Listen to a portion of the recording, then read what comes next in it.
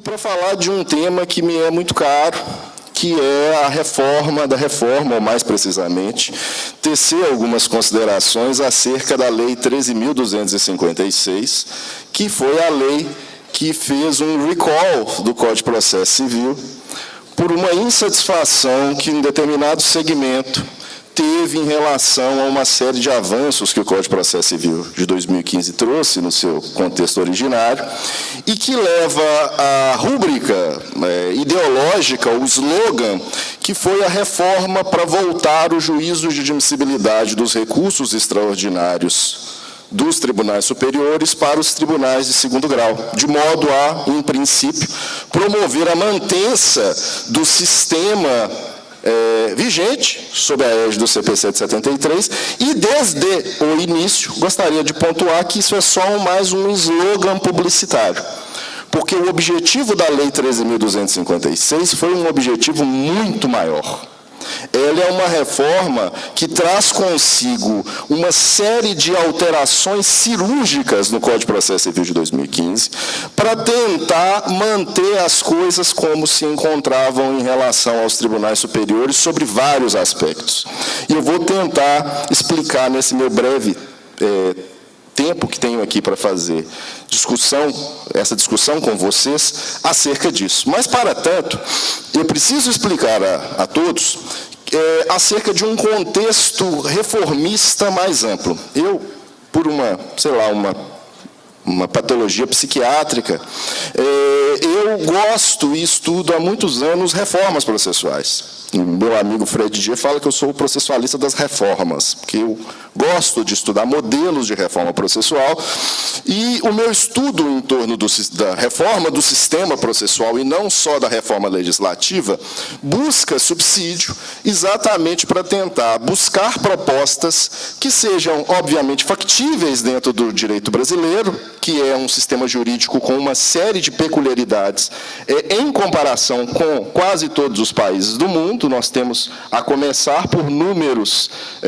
absurdos. Quando se fala que no Brasil tem 106 milhões de processos, em outros países, as pessoas acham que você está falando... Você fez a tradução errada, porque ele acha que são 106 mil, né? Não, são 106 milhões mesmo. Você vai falar em outros países sobre esses números, as pessoas não acreditam. O número de processos que os juízes no Brasil têm também causa um assombro. Falar que um juiz pode ter dezenas de milhares de processos sob sua responsabilidade em outros países é algo que eles não conseguem entender como é possível. E eu não estou falando só da Europa, eu estou falando de países lá da Latinoamérica. Eu estive na Costa Rica há pouco tempo e eles ficaram impressionados com os números. Então, nós temos uma litigiosidade no Brasil muito peculiar, que deveria conduzir, na abordagem do direito processual, uma análise também peculiar, de modo a fazer uma transposição de regramentos, institutos e concepções processuais para o direito brasileiro que levassem em consideração as nossas próprias peculiaridades e a pluralidade de litigiosidades que nós temos. Até porque, no Brasil, existe a utilização cada vez mais comum, sob a égide da Constituição de 88, de uma litigância de interesse público para a obtenção de direito fundamental que, em outros países, é impensável, porque esses direitos fundamentais já estão plenamente assegurados. Nós temos um déficit de aplicação de direitos no Brasil que é muito peculiar e que faz e que nos conduz a todos esses problemas. Então, eu, a partir de agora, divido a minha fala em dois pontos. Eu vou primeiro falar desse contexto um pouco mais geral e depois eu chego propriamente à reforma da Lei 13.256. E entendam, primeira questão que nós precisamos perceber é que o contexto de reforma processual no Brasil, especialmente a partir da década de 90, ele parte de uma determinada concepção publicística que vai fazer crer que tão somente com alteração legislativa eu vá conseguir resolver os problemas do sistema processual. E esse é o primeiro equívoco. Fazer reforma do sistema processual não se limita a uma mera alteração legislativa. Todos os países que levam isso a sério fazem reformas sistêmicas. Ele faz uma reforma do Poder Judiciário, pensa em como o Poder Judiciário deve lidar com as litigâncias. A reforma do Judiciário é uma reforma muito mais panorâmica em torno de diálogos institucionais com outros poderes, até para que se aumente o grau de fiscalidade, por exemplo, das agências reguladoras, que deveriam exatamente coibir que uma série de ações cheguem ao Poder Judiciário, por exemplo, através da inibição de práticas deletérias no âmbito trabalhista, no âmbito do consumidor, no âmbito energético e em tantos outros âmbitos para tentar matar a litigância na origem, na causa. E nós, no Brasil, temos a mania de tentar resolver o problema da litigância no Brasil com as consequências. Nós, especialmente processualistas, trabalhamos com as consequências, nós não nos preocupamos com as causas. E nós tentamos dar uma resposta dogmática, às vezes simplória, para problemas de alta complexidade. Como diz um autor americano, falou assim, olha, para cada problema complexo tem uma resposta clara, óbvia e errada. Só é possível resolver problemas complexos com respostas complexas. E aqui eu já adianto, a legislação é um capítulo importante, mas não é o único só. Segunda questão, nós partimos de uma concepção que tudo deve ser resolvido a partir do Estado juiz, sob uma crença de que o Estado juiz ele seria virtuoso para resolver os nossos problemas. E o Poder Judiciário, ele vem melhorado de modo muito evidente ao longo dos últimos anos, mas ele não consegue dar conta da carga de trabalho que ele recebe cotidianamente. Nós tínhamos em 2009 83,3 milhões de processos, hoje nós temos 106 milhões. Ou seja, de 2009 para 2016, vejam o aumento que nós tivemos. E tem alguma coisa errada. Se só alteração legislativa, e percebam, o sistema processual vive em reforma legislativa. Se isso fosse suficiente, o sistema estaria ficando cada vez melhor. E não me parece que é o que vem ocorrendo ao longo dos últimos anos. Então, nós temos um problema. A crença de que o juiz sozinho vai conseguir resolver os problemas é um equívoco, que hoje, às vezes, é representado pelo discurso de determinadas linhas teóricas que respeito muito, mas discordo, da crença do papel quase virtuoso dos tribunais superiores. Ou seja, eles seriam cortes que estariam aptas a construir grandes teses a partir de casos vistos como pretextos e nos quais, na verdade, se despreza a percepção de que o caso é o básico para que o juiz e o judiciário trabalhem. A função do Poder Judiciário é julgar casos, e não julgar temas, formar teses. Esse é um papel de outra função jurisdicional. E há um discurso que leva em consideração que os tribunais superiores, por essência, seriam bons. E isso basta fazer qualquer convivência com o Supremo ou com o STJ, que a gente vê que as coisas não são bem assim. E mesmo países que levam a sério os precedentes há muito mais tempo que nós, lá se estuda cotidianamente o comportamento dos justices, dos ministros. Você pega, sei lá, uma última obra do Cass Sunstein, agora de 2015, ele falando do comportamento dos ministros da Suprema Corte ao longo do século XX, isso é uma preocupação. Ou seja, eles levam em consideração como os tribunais vêm decidindo. Então, a gente precisa receber esses argumentos com alguma cautela. E mais, nós precisamos começar a perceber que esse movimento de reforma, especialmente a partir dos anos 2000, ele, além de trabalhar com uma noção publicística equivocada, ele ainda promoveu esse fortalecimento paulatino da ideia e do papel dos tribunais superiores, sob um falso argumento de que o Tribunal Superior, através das técnicas de causa piloto, dos recursos representativos, das controvérsias, e agora com o IRDR, ou coisa que o valha, eles teriam, os tribunais em geral e os tribunais superiores em específico, eles, através da formação de precedentes, eles resolveriam casos repetitivos. E aqui eu já falo que essa é uma acoplagem que foi feita no Brasil de um modo muito estranho, porque precedente e caso repetitivo não é uma coisa que tem nada a ver com a outra. Precedente não é técnica para resolver causas repetitivas. Precedente é uma lógica de aplicação de direitos, através case to case, através de comparações, de analogias e contra-analogias, que é feito há mais de um século nas tradições do common law, no qual eles levam em consideração casos, mas no século XVIII, no século XVII, lá do King's Bench inglês, não tinha caso repetitivo.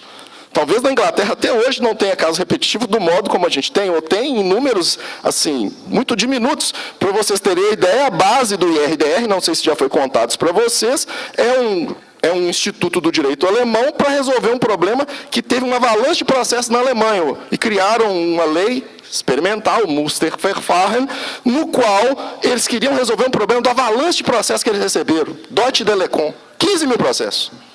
Eles ficaram horrorizados de ter 15 mil processos idênticos. Ou seja, então a gente precisa tomar um certo cuidado. Só que aí, nós temos então o quê? Um modelo de reforma que é pensado só a partir da legislação, isso é um equívoco, e é um modelo de reforma que era pensado só sob a ótica de quem?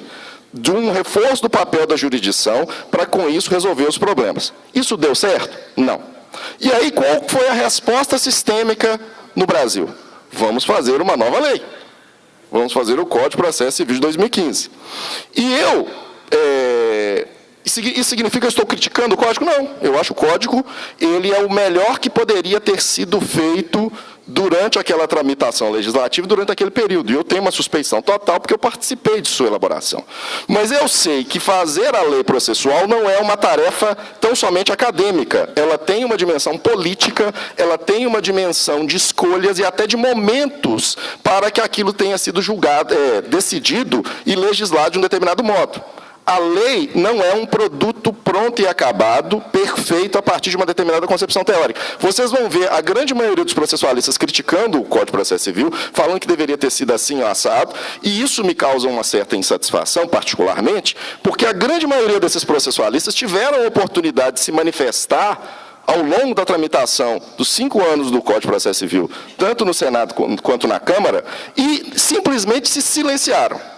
Porque se eles quisessem falar durante a tramitação, todas as propostas de alteração legislativa foram levadas em consideração. Se acatadas ou rejeitadas é uma outra discussão. Até porque eu, particularmente, tinha várias ideias que foram, no final das contas, o quê? Rechaçadas. Por quê? Porque faz parte do processo legislativo. Então, essa crítica pela crítica é algo que me incomoda, porque o processo legislativo do CPC é quase como se fosse uma bolha dentro desse movimento de reforma brasileiro. Porque o movimento de reforma da década de 90 até o Código foi um movimento de reforma feito de um modo a partir de premissas únicas de determinadas concepções teóricas. O CPC 2015 ele é fruto de um debate amplo com a sociedade. Todos que quiseram se manifestaram. Só que ele e a lei sempre pode cumprir 2 papéis, dentro dos limites do que uma lei possa fazer. Percebam, e volto a dizer, uma lei sozinha, ela não consegue resolver todos os dilemas do sistema. O sistema processual é muito mais amplo, como já tive a oportunidade de falar. Só que a lei ela tem 2 opções técnicas maiores, simplificando o argumento. Ou a lei ela absorve aquilo que já foi implementado do ponto de vista prático. Então, eu pego, por exemplo, entendimentos que se consolidaram dos tribunais superiores e a lei os absorve, ou a lei tenta promover a correção daquelas práticas deletérias que prejudicam o sistema.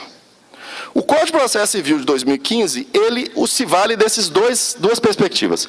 Ele traz esse argumento da faticidade, ou seja, de absorver o que já era estabelecido de modo concreto no âmbito da jurisprudência do STJ, do STF, na doutrina, etc., etc. Mas ele tem uma função que parece, para mim, a mais relevante, que é uma função contrafática, que é uma função de corrigir equívocos que o sistema processual traz na sua prática cotidiana, especialmente no que tange ao descumprimento de direitos fundamentais processuais.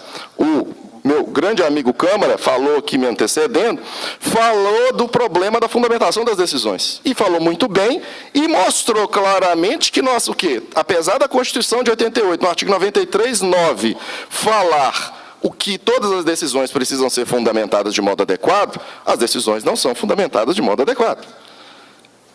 A lei, o que faz agora no artigo 489, parágrafo 1º, como comentado pelo Câmara, ela desenha. O Câmara, inclusive, faz uma alusão muito divertida, que ele costuma falar assim, o legislador virou e falou assim, olha, como as pessoas não entenderam a Constituição, eu vou desenhar aqui na lei.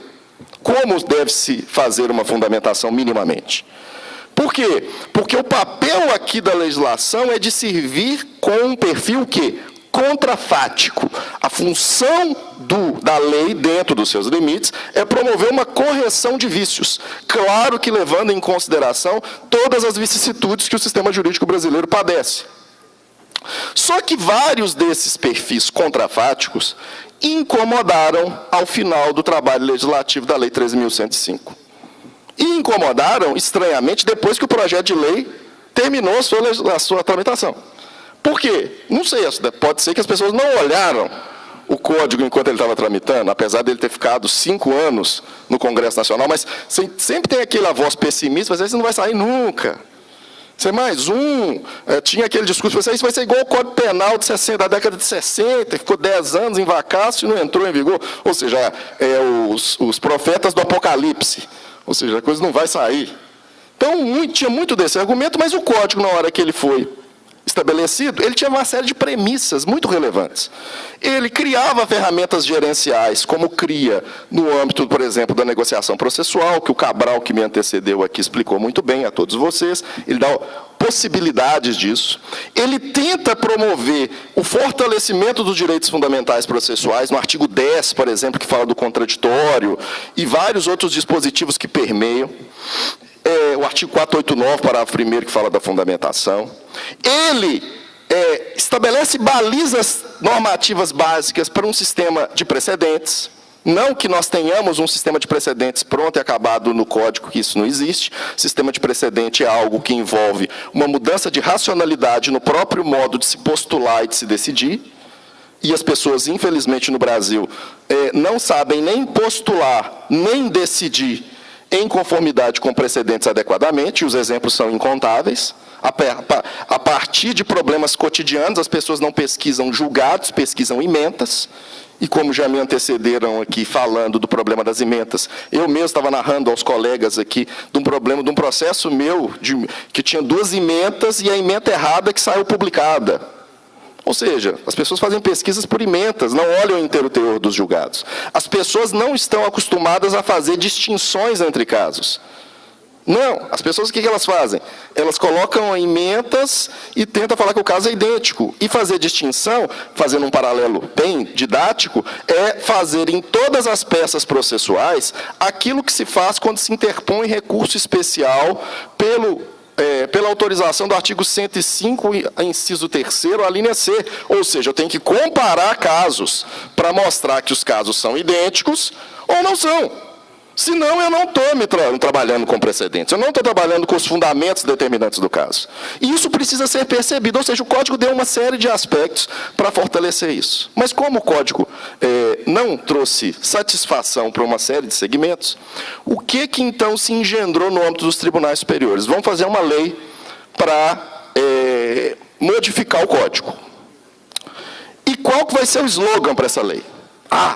O Código fez uma coisa, ele transferiu o juízo de admissibilidade de todos os recursos para o órgão destinatário. E, no caso do Supremo e do STJ, transmitiu para eles. E aí eles arrumaram um número que, particularmente, eu pesquisei a exaustão, mas eu não consegui extrair de lugar nenhum, que era muito ruim o juízo de admissibilidade ser transferido, porque, na origem, mais de 48% dos casos que são inadmitidos na origem, no caso, no Tribunal de Justiça e no Tribunal Regional Federal, deles não é interposto qualquer recurso. Então, ele transita em julgado aonde? No TJ ou no TRF. Eu, por minha conta e risco, e vários colegas, acho que o Volpe até fez uma pesquisa, eu cheguei a números muito diferentes. Porque eu cheguei em alguns casos, em alguns tribunais, que das decisões de inadmissibilidade, mais de 80% num determinado tribunal, mais de 90% tem agravo. Tinha agravo, o antigo agravo do 544. Então, manter o juízo de admissibilidade nos tribunais superiores não ia criar avalanche que estabeleciam. Mas eu fiz uma pesquisa muito rasa, eu sozinho, não fiz equipe, eu já trabalhei com pesquisas empíricas na UFMG, na PUC Minas, mas não foi o caso, porque me estranhou de onde que eles arrancaram esses 48%. Me parece que os 48% era um argumento retórico, para dar fundamento a voltar à admissibilidade. Mas, particularmente, eu não tinha nada favorável, ou não achava que seria uma grande revolução a transferência do juiz de admissibilidade do STF e do STJ para o TJ. Para mim, isso era uma opção, até porque a base dessa ideia não foi de nenhuma das comissões juristas, foram dos próprios ministros durante as reuniões de elaboração do Código de Processo Civil de 2015. E eu, inclusive, num primeiro momento, não tive problema nenhum com o PLC 168, que acabou se tornando a Lei 13.256 de fevereiro. Eu não tinha problema nenhum, porque eu falei assim, vai mudar o juiz de admissibilidade, é uma questão de só menos importância. Até, meus caros, que no final da tramitação legislativa da Câmara dos Deputados, até porque eu já estava enfastiado da Câmara dos Deputados, eu fiquei indo para lá um tempão, toda semana, para ficar fazendo reuniões com deputados, com assessorias, etc. E é uma coisa penosa para quem se predispõe a fazer isso. Eu, o Fred, o Volpe, o Léo Carneiro da Cunha, nós íamos muito, o próprio Câmara participou. Então, assim, eu não estava aguentando mais a Câmara dos Deputados, particularmente. E aí eu, meio que assim, é só para mudar a admissibilidade, ok. Eu parei para ler a lei, o projeto de lei, que se tornou a Lei 13.256, e aí eu fiquei perplexo.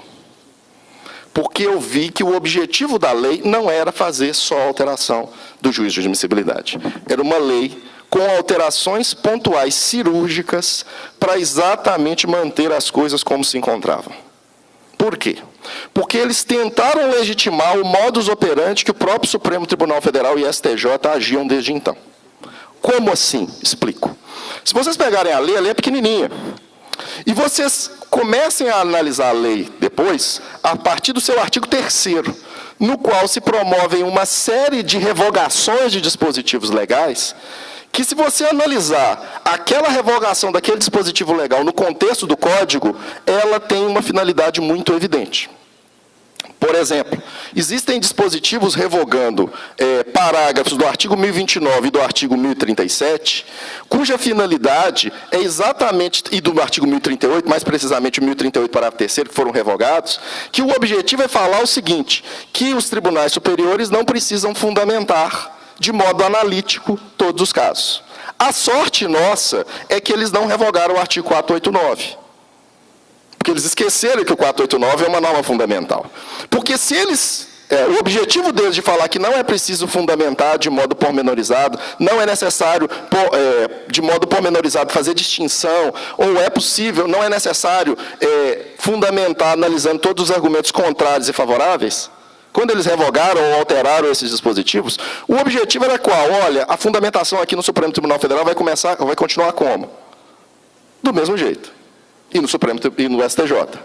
Então, eles fizeram essas revogações de dispositivos que versavam sobre a fundamentação. Mas eu, particularmente, considero que essas revogações foram inócuas, porque o 489 se mantém incólume na sua redação, porque eles não tiveram coragem de mexer no artigo 489. Mas eles revogaram dispositivos que estabelecem claramente um prazo para que os tribunais superiores julguem os recursos repetitivos. Como assim? Os tribunais superiores, na redação original do Código, se estabelecia que vai ter aquele sistema de julgamento por amostragem dos recursos repetitivos, recurso especial, recurso extraordinário, artigo 1036, 1037, e se estabelecia que, uma vez promovida a suspensão ela duraria para todos os processos pelo lapso de 1 ano. Ultrapassado esse 1 ano, poderia ser afetado um outro recurso e ficar suspenso mais 1 ano. O que eles fizeram? Eles revogaram os dispositivos que dão prazo para eles.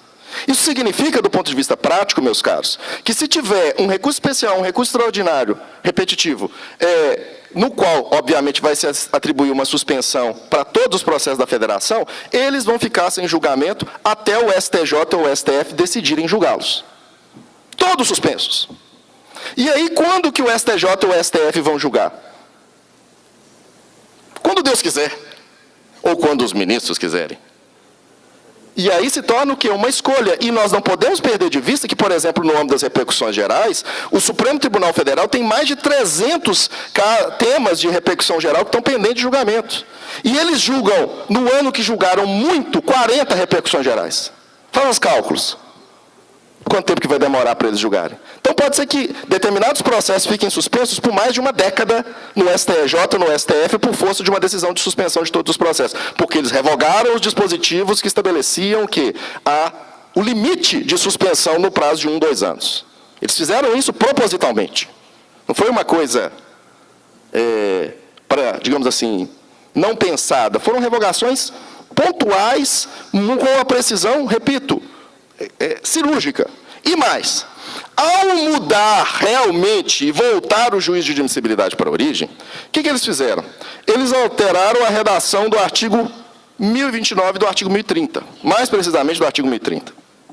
E se vocês lerem o artigo 1030, ele não só volta a admissibilidade para os tribunais de justiça e para os tribunais regionais federais, mas estabelece que se, ao promover a análise de admissibilidade do recurso especial e do recurso extraordinário, se eles vislumbrarem que daquele caso ou aquele acórdão está embasado em um dos precedentes que o Código enumera, especialmente das decisões dos tribunais superiores, que estão lá prescritos no artigo 927, qual é o fundamento da inadmissibilidade? Olha, está em conformidade com o precedente do STJ e do STF. Alguns podem festejar e achar isso uma maravilha. Alguns podem fazer, poxa, ótimo, significa que o Supremo e o STJ vão ter que analisar uma única questão, uma única vez. E eu não posso negar que o objetivo é que os tribunais superiores analisem poucas vezes os casos. Mas para que eles analisem poucas vezes os casos, eles próprios ministros têm que atuar como ministros dos tribunais de sobreposição. A começar por eles não julgarem de acordo com o que eles acham, mas de acordo com a própria construção da história institucional do tribunal sobre um determinado tema, sobre uma determinada questão jurídica. Porque nós vivemos um movimento meio que como um espelho em relação à tradição do common law. No common law, eles têm um sistema de alta estabilidade, que eles, há uns 30 anos, eles estão criando técnicas ou sofisticando técnicas de superação, de overruling.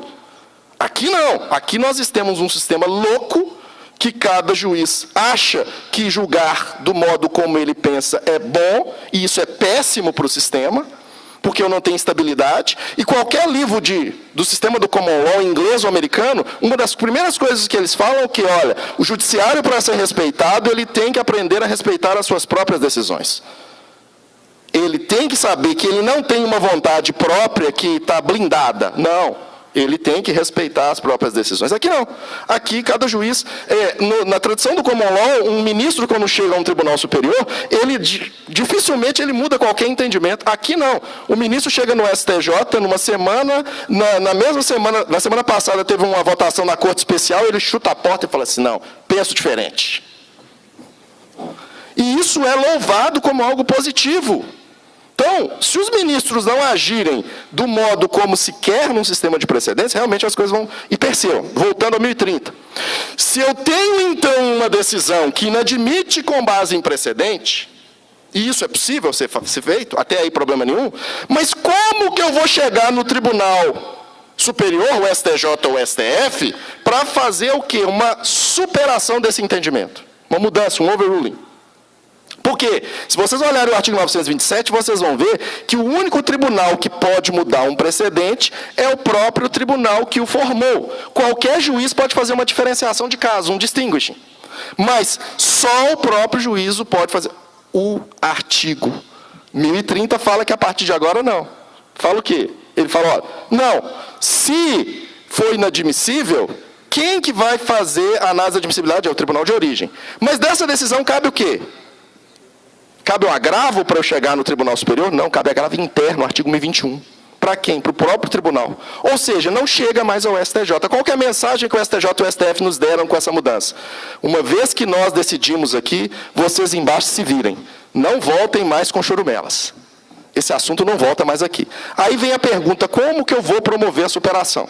Alguns amigos vão defender o cabimento de reclamação. Não tem reclamação. Eu acho essa teoria muito boa, mas não cabe reclamação. Reclamação é exatamente para o quê? Para fazer com que a decisão do Tribunal Superior seja respeitada. A decisão do Tribunal Superior está sendo respeitada, só que ela está errada. Na minha percepção. Como é que eu vou superar? O Câmara tem um posicionamento que eu coaduno, até nós discutimos muito quando ele estava pensando nessa lógica, que é dessa decisão do agravo interno caber um novo recurso especial para o negativo de vigência do artigo 927 e de outros dispositivos do Código, que é um entendimento que eu acho o melhor, mas que eu tenho um receio danado dos tribunais superiores não aceitarem, porque eu vou estar contrariando a própria vontade deles, eles fizeram a lei e eles o fizeram desse modo. Cabe agravo interno de todas as decisões de inadmissibilidade? Não. Das decisões que não tenham embasadas em precedentes, cabe agravo do 1042.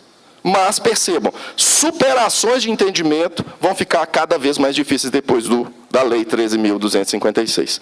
E, volto a dizer, eles fizeram isso para que eles julguem uma vez cada uma das situações. Rezemos nós para que eles respeitem o procedimento dos artigos 1036 a 1041, com um contraditório pleno, analisando todos os argumentos, com um contraditório, fazendo uma fundamentação analítica, analisando todos os fundamentos. Se eles fizerem isso, ótimo, pelo menos eu tenho analisado uma temática uma vez, o quê? Bem. Agora, se eles continuarem julgando do modo como eles estão fazendo, e tem uma decisão do STJ recente, na qual se disse que os tribunais não são obrigados a analisar todos os fundamentos suscitados pelas partes, o STJ falou isso em um julgamento de embaixo declaratórios. Se estabelecer isso, significa que eles estão matando o 489, falando assim, olha, esse negócio de Código de Processo Civil é do STJ e STF para baixo. Para nós aqui a situação, o bagulho aqui é mais frenético, então nós vamos fazer a coisa diferente aqui. E aí eu tenho um problema seríssimo, porque aí significa que o juiz está descumprindo a lei sem fazer controle de constitucionalidade. O juiz pode não aplicar a lei fazendo controle de constitucionalidade, em concreto, não porque ele acha que a lei não é boa, porque senão, meus caros, aí nós voltamos para uma outra época, e aí a gente pode pensar em ter autotutela, que talvez seja mais eficiente para resolver os problemas que a gente tem no cotidiano. Mas a reforma também alterou algumas coisas pontuais, também que não tinham nada a ver com o pacote inicial. Alteraram o artigo 12 e 153, falando sobre a questão da ordem cronológica de julgamentos de tramitação nas câmaras, colocando lá um preferencialmente. Que é um preferencialmente? O 12, na verdade, e o 153 era um dispositivo com uma grande pretensão, que era de tentar dar alguma racionalidade para uma irracionalidade dos julgamentos dos tribunais e dos juízes em geral, para evitar favorecimentos e coisas, quaisquer questões. Eu tenho uma previsibilidade. Mas, particularmente, eu acho que o 12 ele é raquítico em termos de técnicas de gerenciamento processual, de case management. Para gerenciar processos, os juízes, na verdade, não seriam nem os juízes, outras pessoas com formação própria de gerenciamento deveriam trabalhar. O Brasil está na contramão da grande maioria dos países. Aqui nós tentamos atribuir o gerenciamento de processos para os juízes. Em quase todos os países, o gerenciamento é feito por outros profissionais, por um administrador judicial. Aqui, até no Chile, me falaram que o próprio tribunal não é mais regido por juízes. O presidente do tribunal é, às vezes, uma pessoa da administração, por uma questão muito óbvia. O Poder Judiciário é uma mega empresa que quem gere somos nós, juristas. Eu não tenho capacidade de gerenciar nada, quiçá um tribunal. Eu rezo para que os juízes tenham alguma formação administrativa, mas não me parece que todos tenham, para que eles possam ser o CEO do Poder Judiciário, né? Gerenciar uma mega empresa, estabelecer metas de produtividade, me parece que nós não estamos, em alguns lugares, não chegamos nem a um padrão burocrático de gerenciamento do sistema. Alterou mais. Se vocês olharem o artigo 521, inciso 3º, vocês vão ver que o artigo 521, inciso 3º, ele falou menos do que devia. E o 521 é um dispositivo que fala na caução nas execuções provisórias. E lá fala que se couber um agravo do 1042, a caução seria desnecessária. Só que esqueceu de falar do 1021 quando couber agravo interno. Porque se a decisão já está madura para uma execução com expropriação sem caução, automaticamente ela também está madura para uma execução sem agravo interno, com mais motivo, porque no agravo interno a chance de eu mudar a decisão embasada em precedente é muito menor. Então, o legislador dormiu ali ao fazer essa alteração no 521. Dormiu também quando ele vai falar no artigo 1035 da repercussão geral. Ele revogou o dispositivo que fala que existe repercussão geral em julgamento de casos repetitivos, como, por exemplo, do IRDR. E ele dormiu por quê? Ele revogou esse dispositivo, só que esqueceu de revogar o artigo 987, parágrafo 1º, que fala que se presume a repercussão geral, nos modos do artigo 987, parágrafo 1º, quando eu estiver diante de um julgamento do IRDR. Ou seja, é uma lei, meus caros, é uma lei que me causa perplexidade, tanto pelo modo equivocado como ela foi elaborada, como por uma série de outras questões. Alterou também o artigo 988 para reduzir o cabimento da reclamação, estabelecendo que a reclamação só é passível de ser utilizada para controle de precedentes depois de esgotados os recursos ordinários. É o parágrafo 4º e 5º do artigo, parágrafo 5º, na verdade, inciso 2º do artigo 988. E alterou também a ação rescisória. E na ação rescisória, que é o último ponto que eu vou poder falar, por causa que meu tempo já está caminhando para o fim, ao alterar a rescisória, ele trouxe uma situação muito peculiar. O Kramer, ontem, explicou para vocês o cabimento da ação rescisória por descumprimento da norma jurídica do inciso 5º do artigo 966. Falou para vocês que é possível interpretar norma não só como lei, e, inclusive, é possível como precedente. E essa negativa de precedente foi incluído pela 13.256, precisamente nos seus parágrafos 5º e 6º, do artigo 966. Se vocês olharem o parágrafo 5º do artigo 966, incluído pela Lei 13.256, fala, cabe ação rescisória quando houver o quê? Descumprimento de decisões proferidas em RDR, em recurso repetitivo, repercussão geral, etc, etc. Até aí, ok.